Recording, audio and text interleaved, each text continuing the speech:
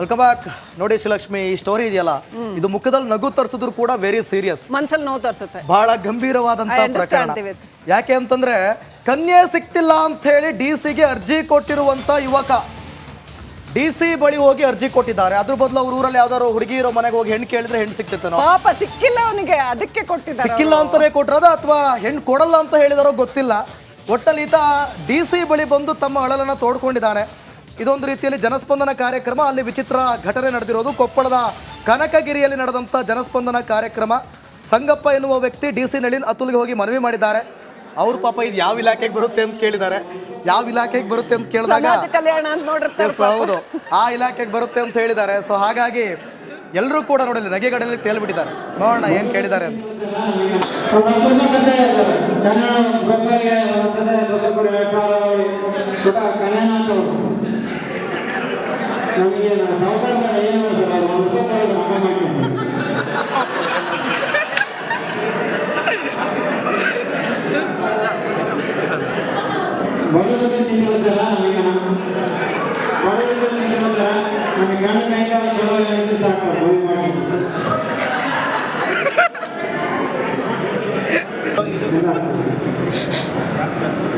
ಯಾವ ಇಲಾಖೆ ಸಂಬಂಧಪಟ್ಟ ಸರ್ ಅದು?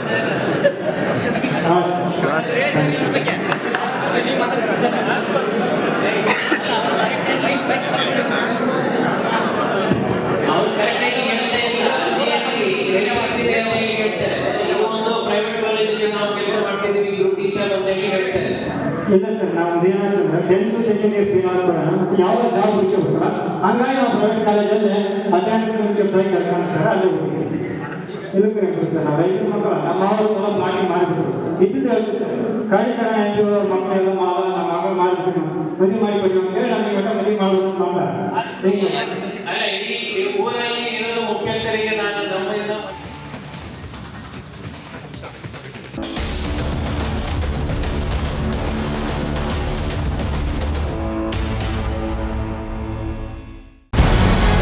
ನಮಸ್ಕಾರ, ಕರ್ನಾಟಕ ಪ್ರೈಮ್ ಟೈಮ್ಗೆ ಸ್ವಾಗತ. ನಾನು ಜಯಪ್ರಕಾಶ್ ಶೆಟ್ಟಿ.